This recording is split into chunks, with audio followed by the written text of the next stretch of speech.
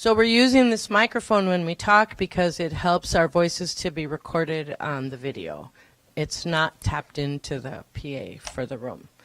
Thank you all for being here. A lot of you have heard the presentation earlier. I know that we're going to compress some of the information to allow time for dialogue because there's some important partners here that we'll want to talk with.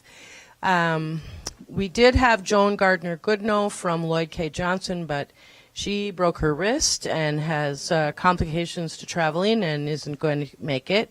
And we had Drew Digby from Arrowhead Regional Arts Council, but he emailed this morning that he needed to go to St. Paul and testify for some politicos about the importance of art in the state of Minnesota. So we'll miss both of them, but they're both doing what they need to do today. So it gives me pleasure to introduce the folks from Artspace. I'm going to let them go ahead and introduce themselves to you. Most of you have already met them. And thanks for being here. Okay. I'm Wendy Holmes, for those of you who don't know who I am. And I'm with Anisha Marwa and Anna Rocott. Oh, boy. I've only been talking just a little bit today, so. Let's go around the room before we start, and just so we know the people who we haven't met before, and make sure that you know everybody else in the room too. So we'll start with you. Sure. My name is Danae Fadette, and I'm from Iron Range Resources and Rehabilitation. Wonderful. Hi, my name is Julie Petrucia. I work for One Roof Community Housing, and we are building the workforce housing in Grand Marais presently. Yay. Fantastic. I'm Bill Hansen. I'm the vice chair of the Lloyd K. Johnson Foundation. Jim Boyd, Cook County Caterer. Jen Stevenson, Cook County Commissioner. Jerry Grant, on the board of the Playhouse. Bob Swanson. Lori Rothman, University of Minnesota Center for Community Vitality. Oh, Cool. Amy Demmer, Grand Marais Art Colony. Greg Wright, North House. Debbie Benedict, WTIP. And Jeff Cadwell of Cook County. you're sitting way back. It's because you're trying to get some work done. Well, I know. It's okay. We'll forgive you, since you have heard this before. First, we wanted to thank all of the funders who participated in this, because we had foundations, we had individuals, and we had arts organizations that participated in funding this feasibility study, which we truly appreciate. So Artspace is doing this thing we call a preliminary feasibility study. We've had a series of focus groups with different stakeholder groups, starting yesterday with an arts and arts organization focus group. There were about 45 people in attendance there. We had a community meeting last night with about 52 people. We had a meeting earlier with business owners and elected officials and, I don't know, 20 people maybe in that. And now you all are the last focus group. So we're expecting a lot. You have to be brilliant and tell us things that we've never heard before. We did area tours across the county, both Tuesday and Wednesday, both of your cultural assets, as well as potential sites for development of some kind of space for your creative sector that doesn't already exist or that you don't have enough of. So Artspace is a nonprofit, and we're based in Minneapolis, and our mission is to create, foster, and preserve affordable space for the creative sector. And we were established by Minneapolis in 1979. We became an independent nonprofit in 1980. And then we became a developer of space in the late 80s. Our first project was the Northern Warehouse in Lower Town, St. Paul. Now we have 46 projects in operation of all different kinds, but with the same premise that we must keep spaces affordable over the long term for the creative sector. So the process we're going through right now is a preliminary feasibility study.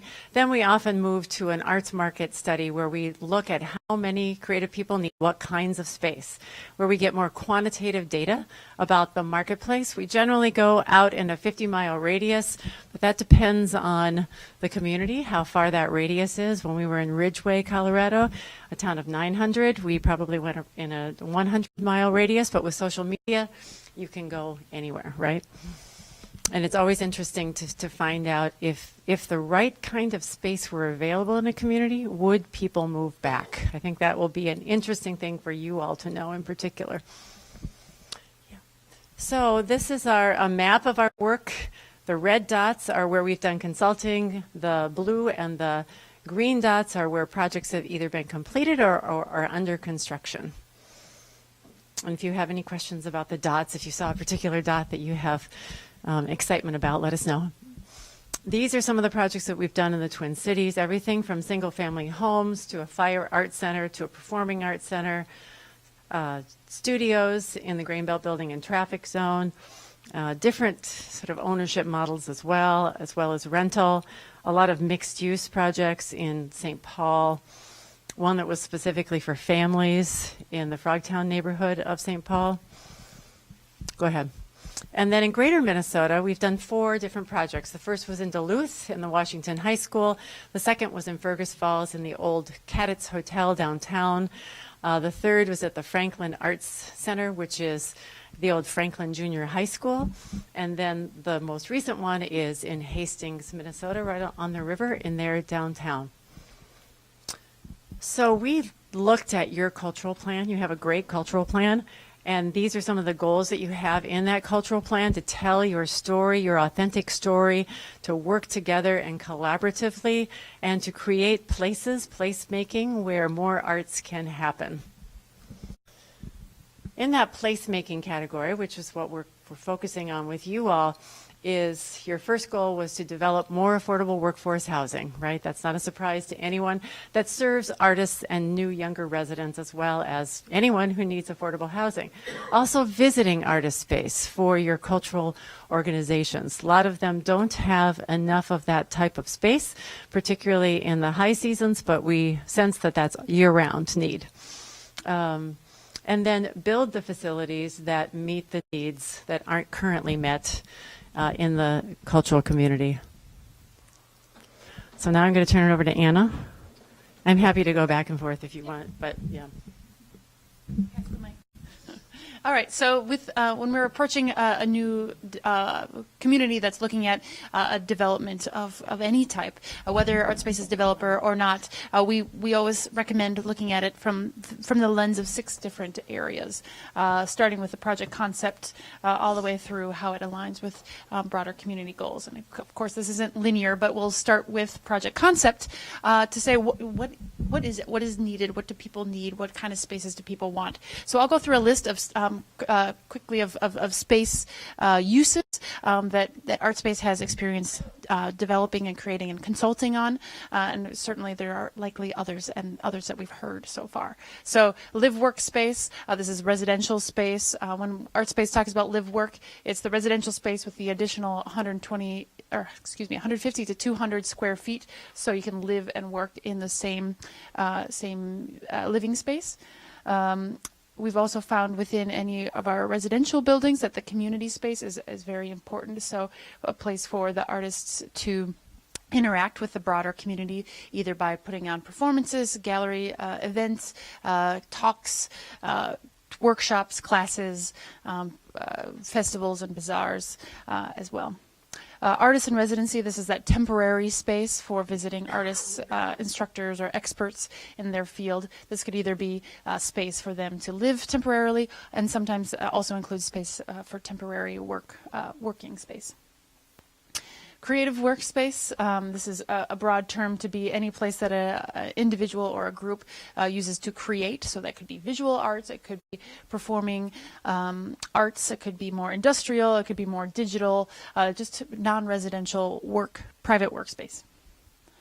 Collaborative space is place to work, but in a collaborative nature, so places where people likely have, artists would have a membership or pay per day or pay per month to access the space, the materials, the equipment, education, and the community. So this could be a simple as a co-working space, but it could also be more of a maker space, which one of the artists said, yeah, it's like the YMCA, but with art equipment, where you don't have to buy the kiln but to have in your own home, but you can access it through a membership program. Retail space, so a place when we say retail, we're talking about specifically arts or creative or arts-friendly retail, likely local small businesses or entrepreneurs, so retail galleries, arts service organizations, coffee shops, wine bars, bike shops, magazine shops, artisanal goods as well, so places to sell. Performance and event space, so the larger gathering space to present theater or dance or other performing arts, and then also the auxiliary spaces, so dressing rooms, classrooms, rehearsal space. All right, so this, because we know we want to get to the other questions, really with this group specifically. If you have any burning ideas of what you've got in your mind, especially for those who weren't here, we'd love to hear them. But I'd also really just like to share with you what the artists said. So in the artists group, this was kind of, the room was full and people were like, raising their hands. We created this really long list. So I want to read through it and then just let us know if there's anything that they missed, right? So pull it forward. I'll just read it through because I know the handwriting is small. So this is what you artists and creatives in your community said. So event space for about 400 people, co-working space that is built for artists' use. Gathering space, affordable housing, with live work as a part of that. Larger space or collaborative space for messy, dirty industrial arts like metalworking and woodworking. Studio space for visual art and video work. Sound studio. A contemporary art gallery. Rehearsal space for musicians. Clean collaborative workspace for glass. Classroom spaces. Clay space with kilns. More performance venues. Fiber art space with gathering and storage place for looms and so on. Visual art studio, a fab lab with equipment, so like that maker space concept. A black box theater, so a smaller, more intimate, informal theater space, and temporary housing. After we made this list, we asked everybody to vote for their top 3. So that's what the numbers on the side are and the circles. So the top were affordable housing, live-work housing, contemporary art gallery, art studio space, focused on the visual piece, and then temporary housing or artisan residency space. Does any of this surprise you? Is it new information? Does this kind of make sense? Is there anything that you'd add to this list? As an audience member or maybe a patron or a lover of art? Does this sort of, is there anything to add or anything else? Yeah, Greg. I just share that it's interesting to think how the different groups that you've spoken to might vote on these things differently. Mm-hmm. Oh, mhm. Yeah. I mean, does that make sense? Mm-hmm. So, and I'm sure you're very aware of that. But, Mhm. Yeah, but otherwise, no, I mean, I think this is a great we list, can have so. you vote. I'm not asking to vote, I'm just saying, I'm just articulating. Uh-huh. Any other comments? Ideas? Yeah. I would say conference event space, but maybe more like a smaller conference space too. I remember one artist who couldn't attend talked about needing like a conference room with AV equipment type Mhm. stuff. I thought too with the event space, maybe breakout options within the same general area. I think that- Yeah, the large plus the small spaces, yeah. These are good. Good, we're adding to the list. Yeah. Any others? Yeah, let's move on. So when we talk about the arts market, we're talking about, oh, I've got my back to the camera. Sorry, Patrick. When we're talking about the arts market, we're talking about market for space, right? So not the market for purchasing art. To talk about that market for space, first we want to define what is an artist. So Artspace has the broadest definition possible, and we're continuing to add to it. So the best way we can define it is to put up a smattering of art forms. You can see that there's everything from the fine arts to the performing arts, industrial arts, healing arts, culinary arts, design as well, literary arts. I'm curious, show of hands, who considers is involved in an artwork or creative pursuit of some sort? Yes. We all wear multiple hats. Yeah, that's exciting. Okay, just curious. Yeah, so we often use the term creative as well. So artists, creatives, and cultural workers as well. So what within buildings, or when you're looking at space, what amenities are important to artists? We know some things from our work across the country. So large open spaces is for performing arts and sculpture artists. We've been hearing outdoor space, slop sinks, commercial kitchen, kilns, internet. These are all amenities that we know are important to artists. So for you, we wanted to just ask some questions about how you see the arts and creative and cultural community of Cook County. So what are some words or phrases that come to mind when you think of the arts or the creative community of Cook County? This is just popcorn. Just shout them out. Thriving. Thriving? Mm-hmm. Starting. Starving?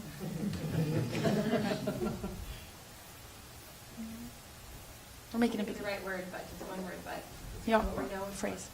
for. We're the, What we're known for? yeah, Mhm. it creates who we are. Yeah, part of the identity, perhaps. Yeah. Yeah.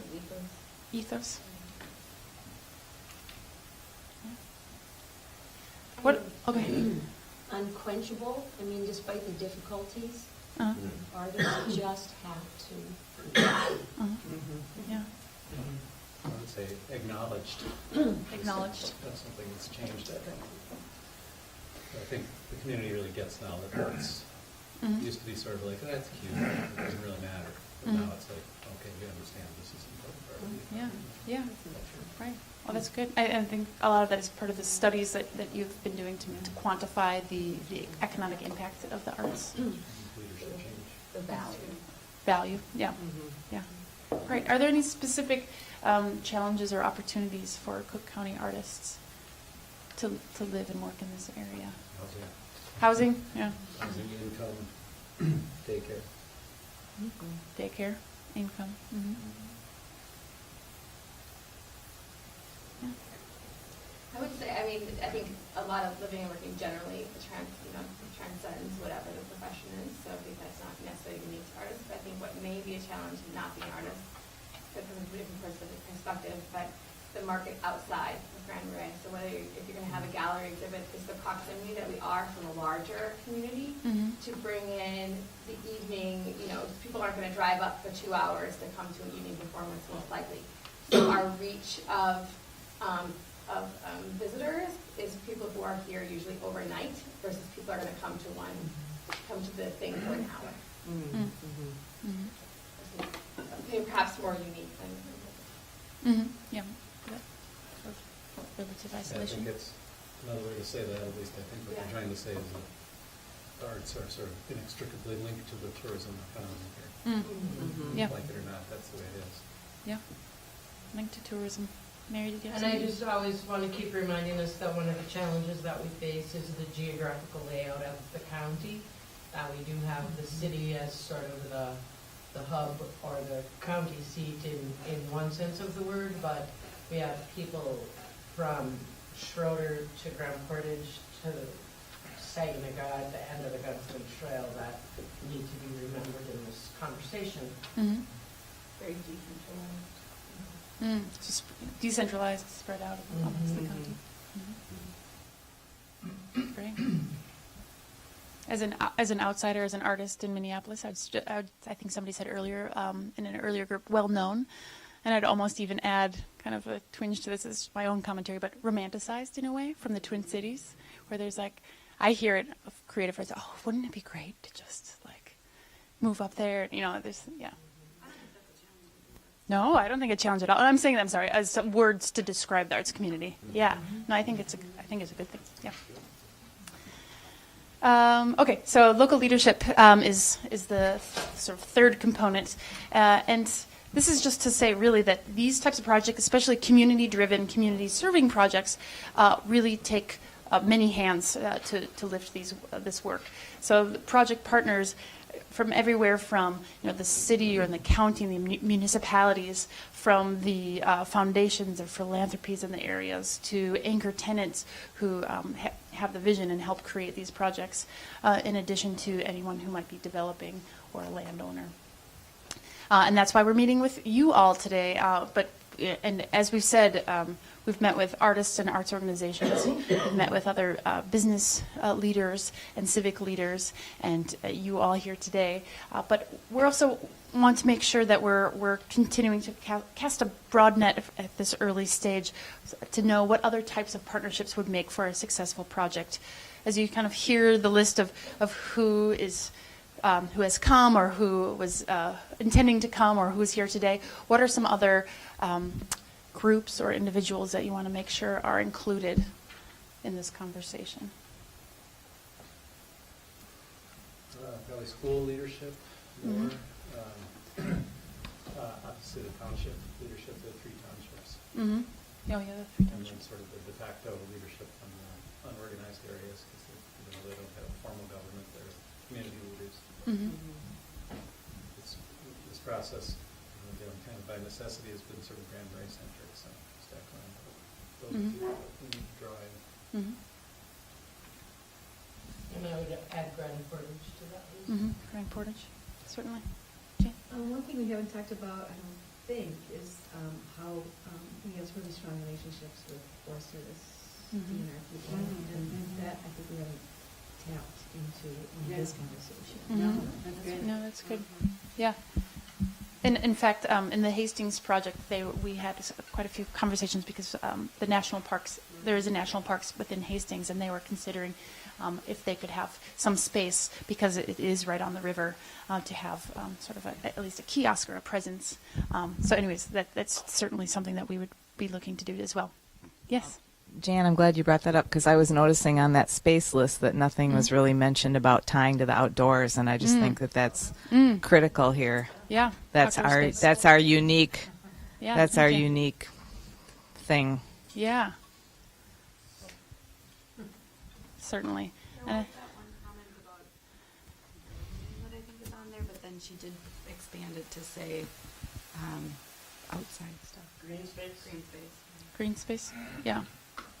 Yeah, and I think with with all these types of space too, we are starting to identify some through lines. So any type of space, that through line of affordability has come through. Inclusiveness, the natural environment, it would be sort of foremost in most of these types of space. How we could do that. Mm-hmm. Do you have any of the kinds of partners that Artspace had, for example, John and Sage Cole type people who can step up and really put some bucks behind the project?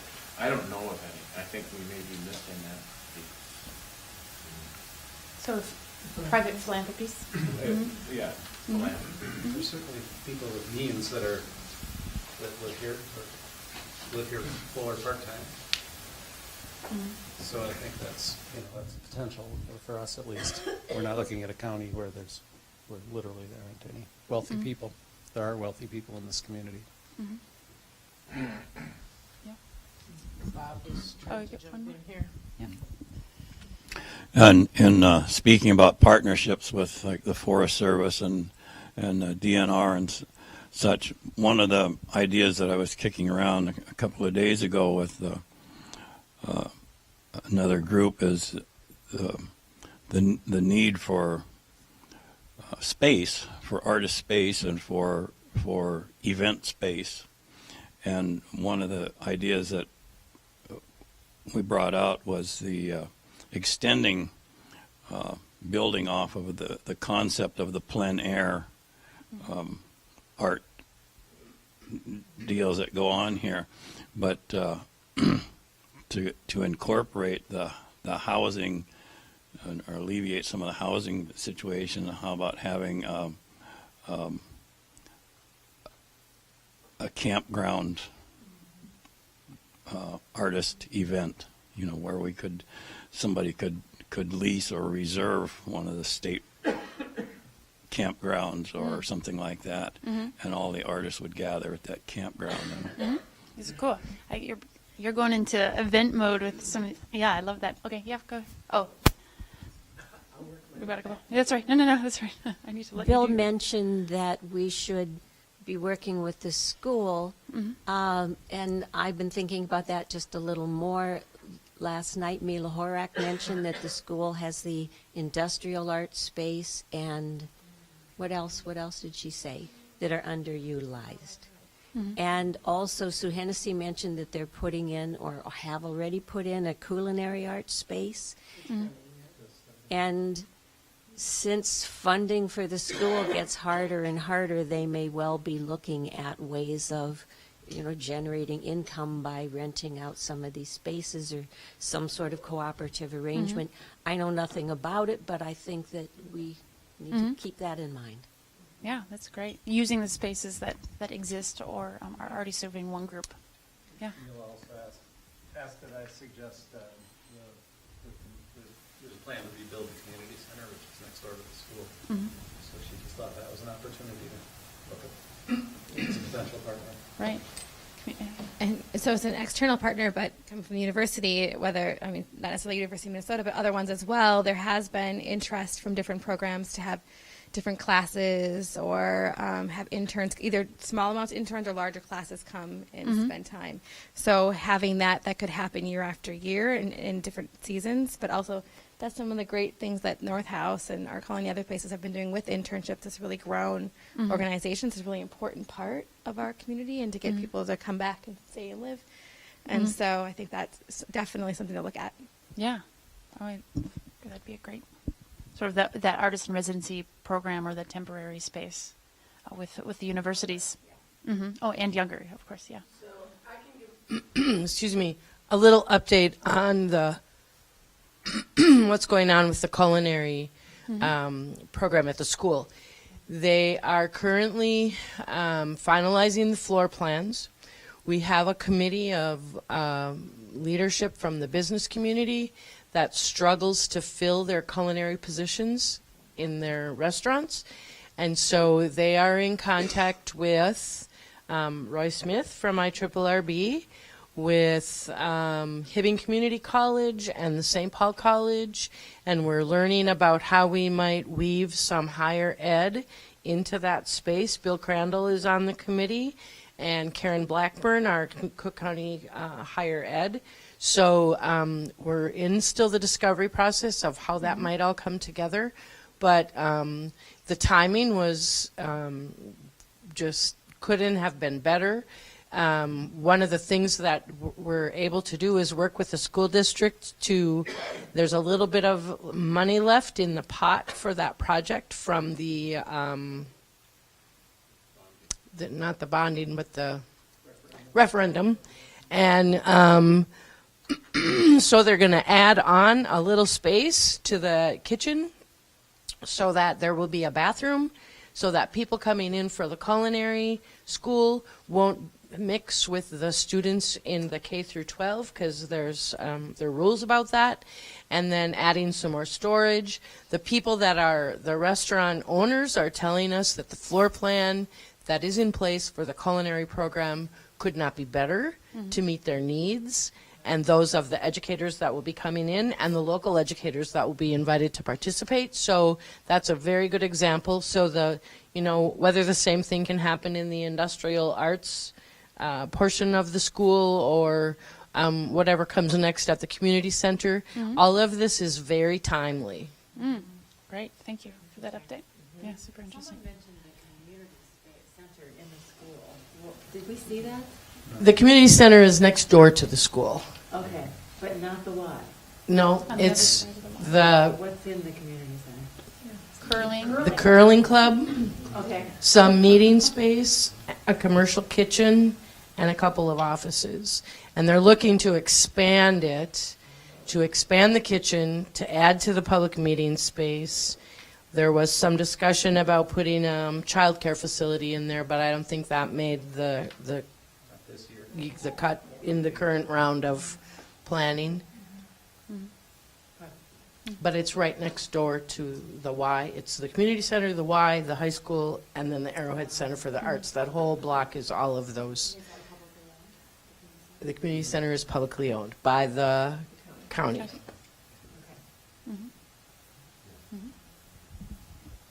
Great. All right, thank you. So getting into sort of funding and financing, where we can kind of dig into the numbers a little bit more. Every project that Artspace works on is a bit different. There are some commonalities. So we're just going to give you some examples of some of our recent work in Minnesota. And of course, it depends very much on what that project concept is, what the market is, how these projects are funded. But for 2 examples of affordable housing live-work projects with mixed-use component, so affordable housing and some commercial space. Yep. Rent. So, yep, rental housing. Thank you. Good question. So this is the Hastings Project that just opened. Well, we're going to celebrate the grand opening in 2018, but it's fully leased as of 3 weeks ago. So it's 37 affordable live-work units for rent. The ground floor has a gallery, that community space. It has a outdoor performance space, and it also has, in the commercial space, it's a place for sort of small batch artisanal jams and honeys. The other one is a gallery of a local artist, and then the community space as well on that ground floor. So for the sources of funding, I'll say what we usually see an average. If we split it between public sources and private sources, it's usually about 80% public sources and 20% private sources. If it's a low-income housing tax credit project, which much of what Artspace does is for the live-work side, that's usually about 60% of the total project budget. In Hastings, we got very fortunate in our timing. With Dakota County, they had an allocation of tax credits and didn't have any other projects. So we got the full allocation. So that ended up being 83.8% of the entire project budget was from that program. The other sources came from the county through a HOPE loan. These other 3 are related to brownfield cleanup, so both from DEED, from Met Council, and then the city match to help remediate the site, which was a former tannery right in their downtown. Can you say something more about the HOPE loan? Maybe that's something we might As a county. It's specific for affordable housing, and I don't know if it's a federal program or unique to Dakota County. We had never come across it before. Okay. I'm familiar with HOME, H-O-M-E, Right. but Which not we HOPE. often use. Use HOME, but I HOPE think this was, might be unique. it might be a Dakota County specific Okay. program. Yeah. But we would look into that for sure. Yes. So the low-income housing tax credits came from the county? Yes, so in Dakota County, they have their own allocation of tax credits. It's a federal credit. But it's through the federal program. Yep. Okay, so is that, I'm asking the county people. No, is that- you don't oh, have an allocation. so you the- can access? So the county here, and if there are county people who can step in, doesn't have its own allocation, but from the state of Minnesota. It was how those funds could go towards a I project just here. wondered, because if that wasn't possible for us, that should, 5/6 of the funding. Right. Yep. Right. So it wouldn't be through the county. It would be the state as the entity that would allocate them for a project here. So yeah, certainly not off the table here. Back to Hastings for a second, if you please. Thanks. And then the private sources for this project didn't have to be quite as large because of this great allocation of tax credits. But we always take out a residential first mortgage, so taking out a loan. But we do keep it as low as possible because all the rents in the building are affordable. So we want to have as little debt as possible. Deferred developer fee when necessary. Artspace will defer our fee to make sure the project is fully funded from the beginning, and then can be sort of taken out during the life of the project. So to make sure all the funding is there up front. And then a sponsor loan, so that was philanthropy, was much smaller for this project. 2.4% was the philanthropic component. Usually it's more about 10 to 15%. We'll get to that. Yeah. Okay. Yeah. Yeah. Oh, yeah, sorry. Yeah, no, this is where we want to So- get your thoughts. This may not be as critical in other communities, but since space is at a premium here and we have so many tourists and seasonal residents, how do you test for or screen people who are going to rent to make sure they're really going to live there and do art there? Mm-hmm. Yeah, good question. So if it is a tax credits are used, where the full compliance of a tax credit project would apply to the building, which is what we develop. So we would do the first step is as any individual who's interested in a tax credit project would apply and would have to show their income. So they'd have to income qualify for the project. What's different about the Artspace lease-up procedure is there's an additional question on the application form that says, are you an artist or dedicated to a creative pursuit? And if they check yes, those applications move to the sort of the front of the pile or the top of the pile, and we go through those applicants and interview each of those individuals. And we being a panel of people that includes representatives from Artspace, representatives from the local property management company, or who will be the property management company that will be in charge of the building, and artists and community members who are not applying, who are not don't have a vested interest, because we know that the definition of artist is different from community to community, and local community members can typically sniff out, if there's something that is a little fishy. And during that interview process, we ask the same 10 questions, and the basic gist of the questions are you dedicated to art or a creative pursuit? So you have to bring a representation of your body of work. So is it a portfolio or manuscripts or products or a reel to show that this is a long-term commitment? It does not need to be anything that the individual has made money doing. That's not a requirement. It's also not a requirement that it's good or bad art. Just don't get into that. It's a dedication to a creative pursuit. And then the other questions are more about living and contributing to a creative community. So that's how, and after all of that, and each member of the panel sort of gives a scoring, and if everybody is, I think it's whatever, 4s and 5s out of 5, then they kind of go to the next stage and our tenants. As far as living in the building, because of this program, like subletting or renting on the space is not allowed. And we're all very kind of, because it is such a tight-knit community in the property management and the Artspace asset managers are very involved. If somebody tries that it's kind of evident right off the bat. Yeah. We tried to do an Airbnb. Yeah, that. It's been tried and it's been caught. Yeah. So it sounds like Artspace not only helps the design concept, but will be eternally the owners of the space. So there's multiple routes that this conversation could take. If Artspace moves forward as a developer, we continue to own and operate the buildings in the long term to make sure that they stay vibrant and affordable, really. So that's part of our model. If it's determined that Artspace is not going to be the developer, if there's a local developer or for whatever reason it's not, doesn't take that path, Artspace can take on the role as technical advisor. So we do a lot of consulting on projects where perhaps a local organization says, oh, we've got this part, but we don't know how to do, we know how to do the development, we know how to do the affordable housing, but the arts piece, help us figure that part out. And in which case we wouldn't be a long-term partner, we'd be more as a consultant. Yeah. So the projects that we've developed that we've been showing you, we will own and operate them in perpetuity. Okay, so we've got Jackson Flats. So this is our Northeast Minneapolis project.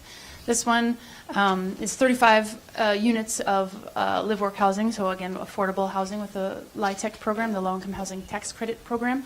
There's no commercial space in this particular building. It's in a residential neighborhood, but it does have these large community spaces that are used as galleries and event spaces, and they've got the big garage doors that come up to the community garden that the residents have made look really beautiful, actually, and a playground because there's a lot of families in this project. So for this one, the low-income housing tax credit line was 76%. Again, it was quite high for this particular project. We used home funds for this one, deed funds, and then Met Council also provided, and I believe that was, again, cleanup of the site so they provided some money as well. This one did not have the philanthropy component to it, but we did have that first mortgage. So again, these are just two examples of the ways these projects have come together. Both of them did use the low-income housing tax credit program, which then, because that is a program that under HUD, the incomes and the rents are then have caps on them determined by HUD. And so we looked up what it would be for Cook County to answer the question about rents, and again for income limits. So for Cook County, the area median income for a family of 4 is $65,400, and this is median income, not to be confused with the average. So this is the middle. There's of course, a broad range, as we know, above and below that. So based on the area median income, the low-income housing tax credit program targets people who are from 30% of that to 60% of that. So that's workforce housing, right? So that's sort of that middle group. So we just took the numbers for the 60, so the higher end of that range, the 60% of the area median income, what the maximum rent would be to qualify for this type of housing. So a family of 1, or a household size of 1, it would be $27,480 per year.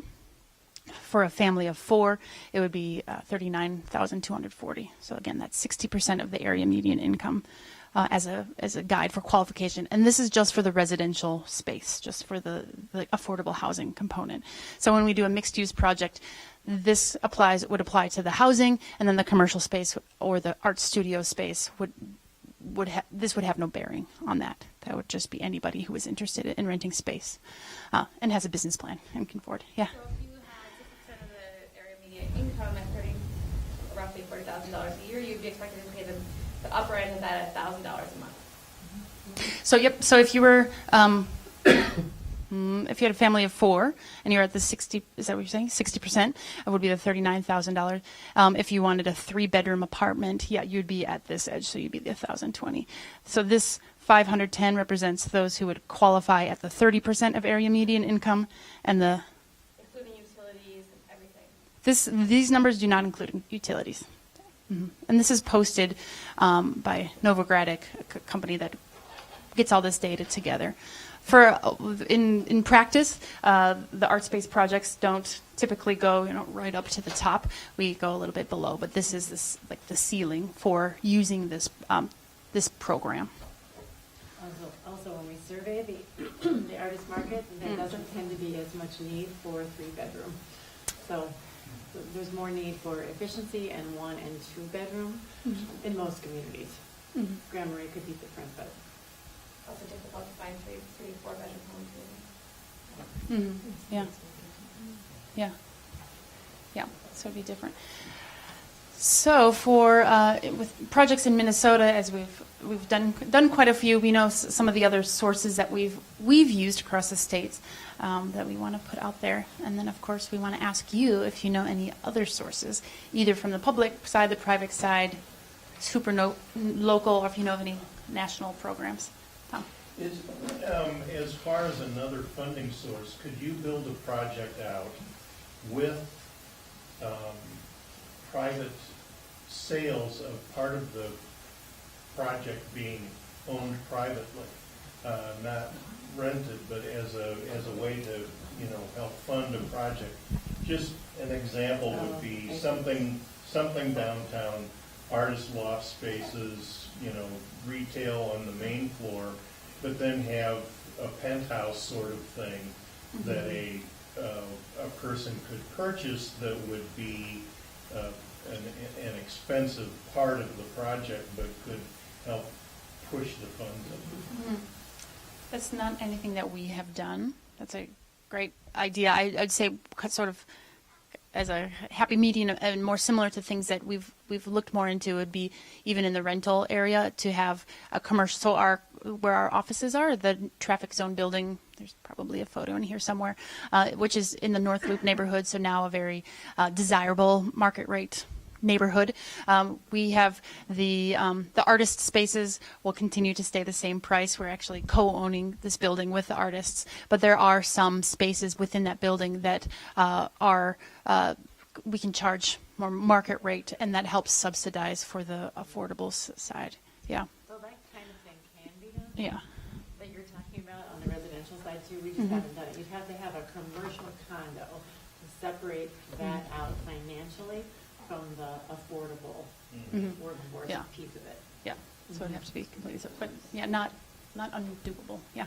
Can we just look back to that last slide? I didn't really get to. Yeah. Yeah. So for those who might not be able to see, so State of Minnesota Department of Employment and Economic Development is one, Minnesota Housing Finance Agency, City Community Capital, the McKnight Foundation, U.S. Bank Foundation, Bigelow Foundation, RBC Capital Markets, Mardag Foundation are the ones that we've put up there. Yeah, it's not an exhaustive list. It's just an example. Thank you. Yeah. Yeah.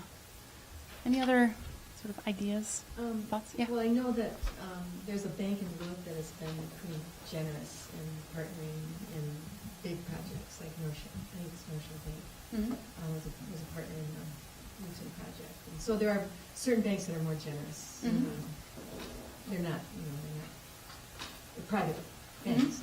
Yeah. That's great. Yeah. Our credit union has been helping the Great Expectations School and is talking about lending them money for the school. Yeah, great. What's the name of your credit union? North Shore Credit Union. Okay. North Shore Federal. Sorry. Credit union. We have, to state the obvious, but we have access to our RB funds here. And then on the foundation side, we have several, I'm not sure even how many, community development finance institutions, including the Northland Foundation, the Entrepreneur Fund, probably IRRR is one. I can't remember who it is. I think there might be another one. And then we have a number of regional foundations, like K. Johnson Foundation, Superior Foundation. There's a local Cook County Community Foundation. It's under the wing of the Duluth Superior Foundation. It has its own funds. Those are the ones that come to mind.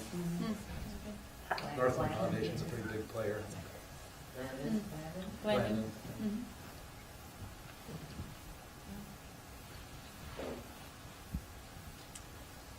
Any other ideas come to mind, let us know. We'll be, it's definitely, this is the time we're just trying to gather the broad information, and we'll get, deeper especially as the concept or the ideas distill. Yeah. Have you done any of these with an eye toward energy efficiency and sustainability and maybe getting funding from those kinds of organizations? Certainly, and I'm trying to think if you would know the funding piece of that. Well, I can't think of any. It's kind of city by city or county by county, those kinds of funds. But yes, we're always doing the, we don't typically go for LEED certification because of the cost, but we either go to, we're either at the level of platinum or gold typically in our projects. It's just kind of a given. We don't even talk about it anymore, but it's important to say. So thank you for calling that out. And, sometimes cities have incredible resources for energy efficiency programs, and sometimes they don't. So it depends. Yeah. Are there, that you know of, those types of resources in the city or county here? Yeah. We have a nonprofit locally that's dedicated to that. They don't have very much money, but they might have sources. Yeah. That's a call. Patrick's not hearing you very well, so I'm. Yeah. Did you say the name? It's Cook County Local Energy Project. And if they don't have money, they might be able to help us access money. Source Yeah. money. Right. Or have ideas. That's great. All right. Let's move on to sites. So as we said, we went on a big site tour, and we weren't looking to choose a site or kind of lock in on any particular one, but want to give feedback and let you all know what we look at. Can you advance, please? Thank you. When we're assessing a site. So the criteria of the ways we look at sites, we look at the location. So is it downtown? Is it up the hill? Is it outside of town? Size, does it match the market? Accessibility, acquisition costs. This is a big one, especially if it's going to remain affordable. The acquisition costs need to be quite low. Adaptability to project concept. So if it's housing versus a makerspace, what might be most suitable. Alignment with broader community goals, potential for support both on the public and private side if there's an area that folks are investing in, looking at it that way, and also intangibles. So where does it sort of fit within the fabric of the community, or are there just certain aspects to really, a historic building that people really want to save? Oh, if you go back for a second, this is just, and then this is the traffic zone building where our offices are in the North Loop of Minneapolis, just for visual. Yeah. Context of the affordable housing work that we've been doing over the last 4 or 5 years, there was quite an exhaustive survey done of available properties in Cook County. So do they have that? I don't know if they have that. But We should get that to you. That would be that's the list. I mean, it's dated by a couple of years now, but it's still pretty, because it has all the, for instance, the town of Tofty has some very attractive property that they own, including an old school building. And that they're working on developing affordable housing on, and so that, and the Minnesota Power also owns a ton of property in the west side of the county that they've actually contributed that to the township of Schroeder for housing projects in the past. So there's a track record there. So it'd be good to, because we put quite a bit of effort into getting that list, we should make sure to get that to you. Share it. Yeah. Yeah. Thank you. Yeah. It's on the list. Moving on. Yeah, that's right. So just so and also when we're looking at sites or potential sites, there's not, it doesn't always need to be adaptive reuse. That's certainly how Artspace got its start, doing the historic renovation or adaptive reuse. This is our project in Dearborn, Michigan, the old City Hall. But as depending on what the goals are, if it's more about urban infill or there's vacant lands, certainly new construction is the better route for those types of projects, and then mixing the two. So if there's a smaller historic building that can be used, and then there's a vacant lot next door, combining the new construction with the preservation. When we're looking at specific existing buildings, we're looking for sort of structural elements that we know that artists like across the board. It's the high ceilings, it's big windows for that natural light, ability for flexible floor plans, and durable surfaces, wide doorways, wide hallways. These are sort of the structural elements that we'd be looking for in an existing building, and certainly building if it was a new construction. So so we have very little time left, but I just wanted to hear is if there's any like very specific areas or buildings that you know of in the county that you would say, make sure you don't forget to look at this component or this place. Well, we mentioned it already, but there's a number of spaces in the west end of the county on the Grand Portage Reservation, farther east than we went yesterday, and then up the Gunflint Trail. There's a museum up there, and a fire hall, and there are opportunities there too. So we need to either get pictures or descriptions to you of those spaces. It seems how we didn't have time to do this. Yeah, that's great. And so much of all these pieces go into what the broader community goals are. So I want to make sure we touch on that. Anisha, do you want to take it? All right. I'm going to pass the mic for a moment. Yes, Deb. I know that you guys went up and saw the sawtooth blocks above town, but I don't know if the land, and I don't even know if it's still available, but I mean the land behind the hospital that is owned by the city, that's on the flat, that is walkable to town. I don't know if they're aware of that. We looked at that. Oh, But I don't Part think of it's it's fertilized like that. okay. Yeah. Part of it's Because on it is the walkable. lower side of the Gunflint Trail too. So Mary's passing around a little half sheet of paper that has a list of about 12 goals on it, and we want to hear what's important to you all. This is a list that we kind of use around different communities, and they include increasing residential density, maintaining affordability, which we've definitely heard while we've been here, preserving historic structures, activating vacant lots, downtown revitalization, supporting a cultural community, assisting rural artists, transit-oriented development, that could be bus lines or LRT lines, sustaining creative businesses and nonprofits, anchoring an arts district, enhancing healthy lifestyles, and promoting tourism. So to get, for our better understanding and kind of what are your priorities, that could also be built into a project like this. And I'm just giving it to the people that haven't already done it. Okay, thank you. Yes, no double voting. Three, right? So pick three. Pick your top three. And for, Please write in. Absolutely. and in fact, if you, sorry. No, yeah, go ahead. To talk to you now. I said if you are writing something in, please share it so we can chat about it a little bit more. If there's something missing from this list. Yeah. So here's how it goes here. We say we need jobs for people. We create jobs. People come, they see the job, and they're like, yes, I want that job. And then they look for housing, and they can't find housing, and so they don't take the job, and they go away. If they do find housing, they're like, great, I've got a job, I've got housing. Now, where's the daycare? No daycare, and they go away. So that's a really common. So job creation would be kind of a... Job creation isn't as big an issue as housing and as job fulfillment. The three-legged stool of economic development. Yeah. Yes, you hit them all. Very little's been said about daycare, but daycare is a crisis in this county. And so anything, we have to be cognizant that we don't, like, I won't name the project, but there's a big project that's proposed that would create a substantial number of jobs, and one of the local economic developing leading lights, smart guy, said to them, good luck finding help because they won't have any place to live. And then the next thing is good luck finding help because they won't have daycare. And so that's a negative that we want to reverse. So and actually our project in Seattle, we heard that was a big need. So there is a Vietnamese bilingual daycare in the building that was built there as one of the tenants. I think just thinking about how that's going to happen, obviously this effort is more on housing than job creation directly, although they tie together. Yeah, they tie together, but I think daycare really has to be foremost on the right thing. Great. We'll add that to the list, job creation and daycare. And so a couple of examples of how Artspace has used that notion of what a community shows is their priority into their projects is that on the Pine Ridge Reservation, supporting a cultural community was definitely highlighted. And so it was built out at Incubator in the middle of the reservation. That is an arts incubator, and that is currently under construction.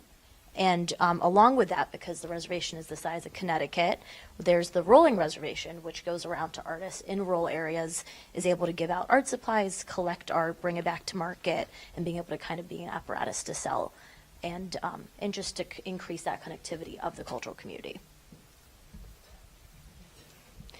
And secondly, in Loveland, Colorado, it was brought to our attention that sustaining the creative businesses and nonprofits, as well as preserving their historic feed and grain building, which is this one, was very important. So we took this vacant lot because this was not suitable for live-work residences, and we're able to create the housing component on this and create studios in this piece. And so again, making this kind of an arts campus of sort to sustain those businesses. And so, kind of tying back into this half sheet, what are some of your ideas? What are some of the highlights that you guys think? And you're welcome, and we'll collect these afterwards too to include in our report. But it's lovely to hear, your ideas. One of my concerns is that we are very small to sustain a lot, and we have really thriving nonprofits currently. And that when we create new, because we don't have enough, one was make sure what doesn't exist or what we don't have enough of is what you started with. Mm-hmm. And we maybe don't have enough kiln space or enough glass space or enough whatever, but if we build a new studio altogether, do we close down those vital nonprofits who have really made Grand Marais who we are, and which makes us that attractive, romanticized community. So it's a really strong concern of mine that the existing nonprofits are and businesses too. So supporting the existing businesses as any new project goes forward. In a very not how could we support, but in a very led by the current nonprofits way. So not in a consulting way, in a led way. Yeah. So just to address that a little bit, when we put the financing for these projects together, one thing that we make sure of is that we're just asking, so this is sort of answering your question, sort of not, but it's tangential, and I think important for this group to understand, is that when we ask for philanthropic support to help fund 10 to 15% of these projects, we're often asking the same funders that fund some of these local arts organizations, we're asking them once. Then there is no other ask after that. So that's important for you to know, that it's just for the capitalization of these projects that we ask for the support, and it's the minority of the support, not the majority of the support. And then secondly, we're providing affordable spaces in these buildings for your local artists and arts organizations, in addition, perhaps, to the live workspace. So we're always thinking about, we don't do these projects unless there's a local demand and a local need for the spaces that are created. And that's part of the reason why we do the market study, is so we understand what do people need in this community and what can they afford to pay. And where might there be people wanting to move back to this community that used to live here, but for whatever reason, and maybe affordability is part of it, can't live here anymore. So those are kind of the tenets that we put together to make these projects successful. Because if we kept bumping into the nonprofits in a competitive kind of way, we wouldn't have 46 of these across the country. We have to figure out how we're supporting and lifting the whole community up with these developments. Any other broader goals that anyone wants to share? Well, just to confirm why Artspace is here, Yeah. if I can. Yeah, please. They're here as part of helping us think about the future we want to create. That's the first part of the journey. Yeah. And why do we need help with that? Well, I think I've gotten the numbers right, Wendy. So in the last 19 years, you've gone to 170 or 270 different 200, arts yeah. communities and help them think about their future and their vision. So how many arts communities have you guys gone to in the last 19 years? And how intimate have those conversations been? And so I love the idea that you're here with this broader perspective that can put fuel into the furnace, and how our relationship evolves, of course, is part of the conversation. Yeah. But that's several steps down the road. Yeah, thank you. Yeah. I have a broader community goal. Awesome. Good. And the one I keep saying is that the EDA is working on workforce housing, One Roof Community. Community housing. Yeah, what's that last word? Housing. One Roof Community Housing is our development partner. We also have Bruce Block working on low-income housing on the east end of the city of Grand Marais. And I want to make sure that we have an ongoing conversation with our EDA partners in those projects and Artspace to discover if there are synergies and to make sure that we don't get into that place, Lori, that you talked to where we're conflicting with what's already going on. I have no fear, really, personally, about the conflict. I have more excitement about the potential partnership. So that is, I can't wait to have that conversation. One goal that I think it's important for you to know about that is pretty unique, I think, to Cook County is that our economy has two really deep valleys in April and November right now. I don't know if you noticed driving around that things are pretty empty right now. And if you look at the income, we can really track our income because we have the bed tax. There are these unbelievable dips, and that suppresses wages and prosperity across the year because of that problem. And I'll tell you, the best example is I went to have lunch for some meeting at Lutzen Resort in November a couple of years ago. We were the only ones in the dining room, local business people, and the owner stopped by the table to say hi, and we were talking about this issue. And I said, Scott, how many guests did you have in Lutzen Resort, which has a capacity for, I don't know, 500-600 people? How many guests did you have last night? 4. 2 that had a reservation, 2 that came off the road. I said, how many employees? 132. And we all went, oh, ouch. And he was like, yeah, no kidding, ouch. So that's a real issue here, and that's one of the opportunities of diversifying the economy is to excuse me, to infill those valleys. Right. And the slow season has gotten smaller, shorter. We're working on it. We're working on it. We're making great progress, but it still does happen. Great.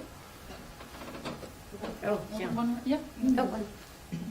How do you define preserving cultural community? Sure. I'll let Wendy take Well, that. no, if you want to take it on, go ahead. Yeah, you're a little longer than I. She's just newer to the team, so. 6 months in. Before you answer, Wendy, Yeah. April was just arrived. This is April Clearwater Day McCormick. Yeah. Thanks for joining. Representing the Grand Portage community, our Grand Portage representative to our creative economy group. I should at least say that. Maybe just representing yourself today, but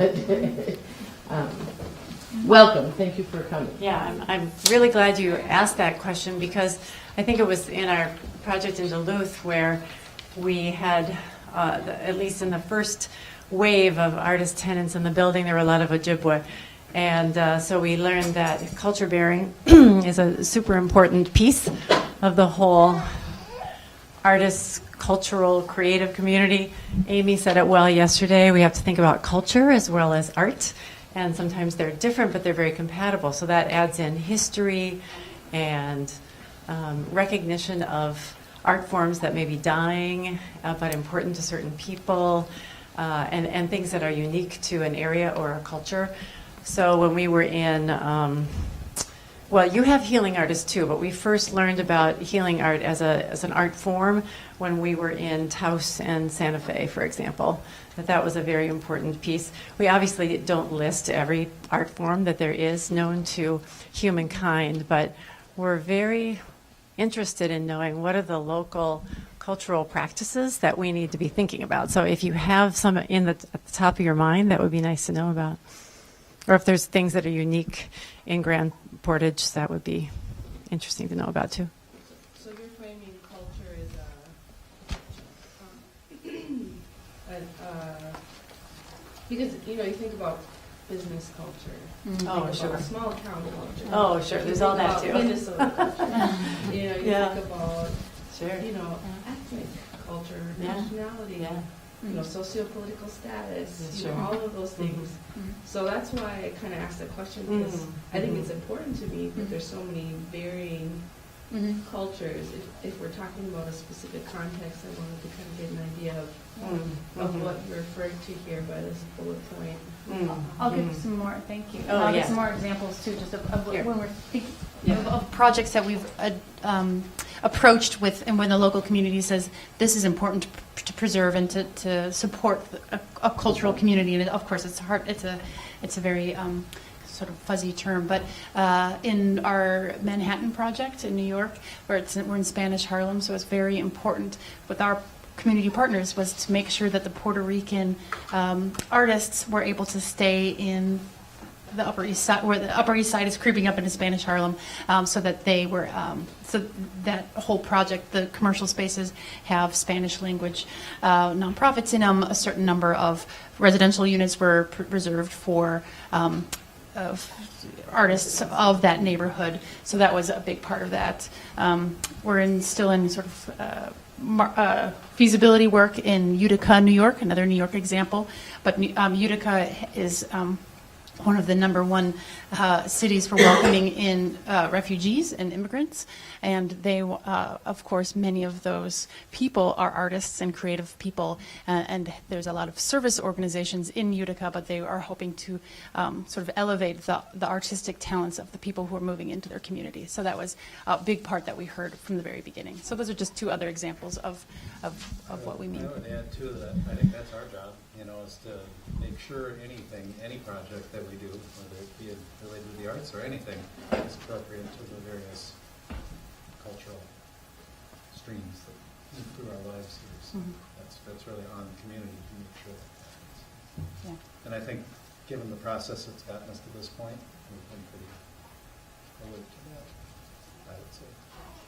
So basically, this bullet point would say that you're preserving the diversity of all cultures within the community. That's kind of what you're. Yeah, that's a good way of saying it. Yeah, I like that way of saying it. Yeah. Important. And because we've learned that it's so important, especially when different populations are being displaced. Yeah.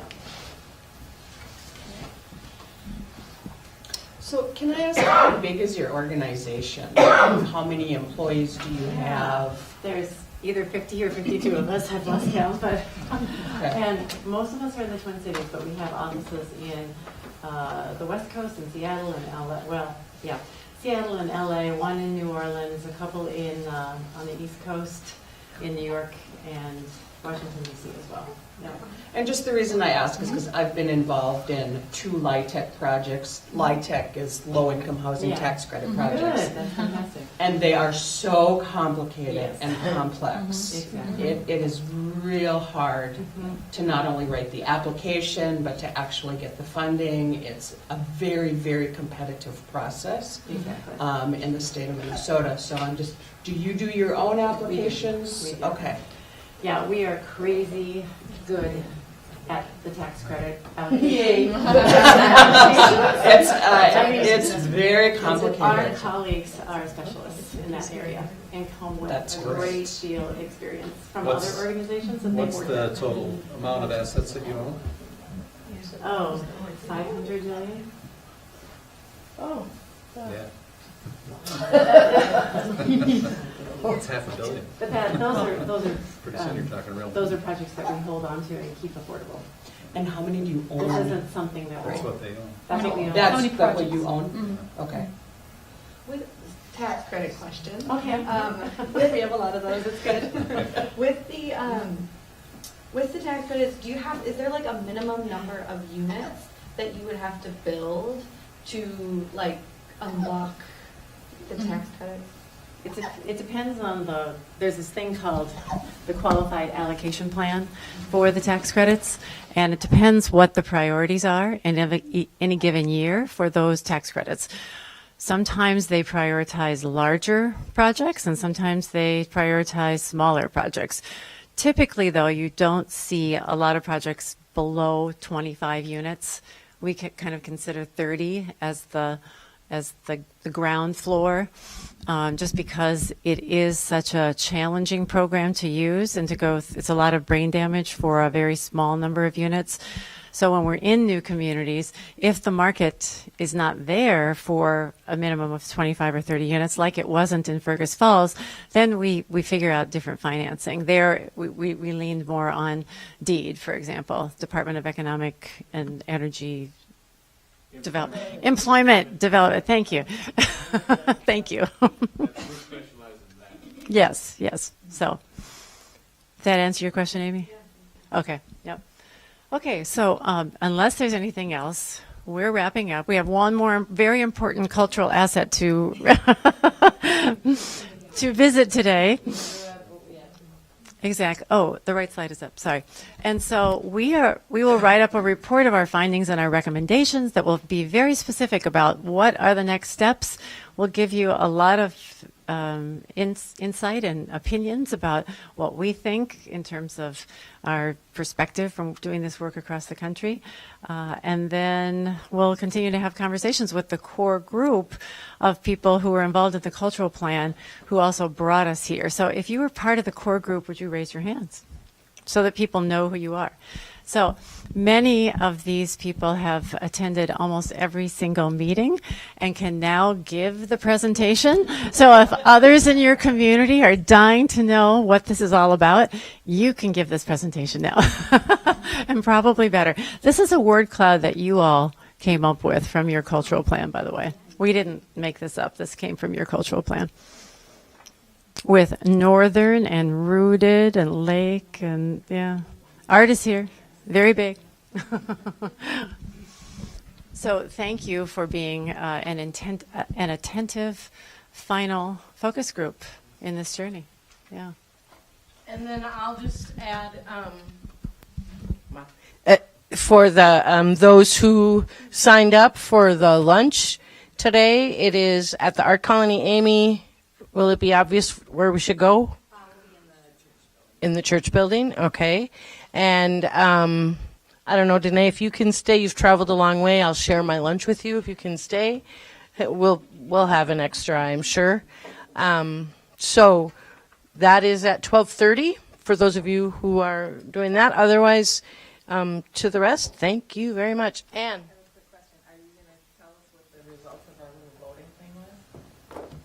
Oh, not at this time. Oh, later. Yeah. Everybody? Because they did it at all the sessions, so they're going to compile them all and then, yep. Okay. So thank you, Artspace.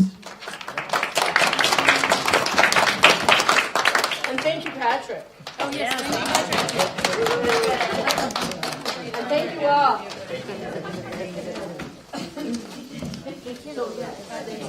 Oh, that's right. Yeah, but